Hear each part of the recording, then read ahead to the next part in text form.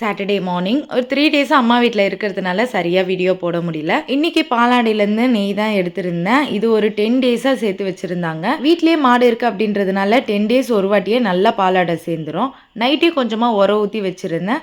இப்போ அந்த பாலாடைய பாதியா ஒரு ஜார்ல மாத்திட்டு தேவையான தண்ணிய ஊத்திட்டு கொஞ்சமா ஐஸ் கியூப்ஸ போட்டுட்டு ஒரு 5 மினிட்ஸ் நல்லா கிரைண்ட் பண்ணோம்னா வெண்ணெய் திரண்டு வந்துரும்.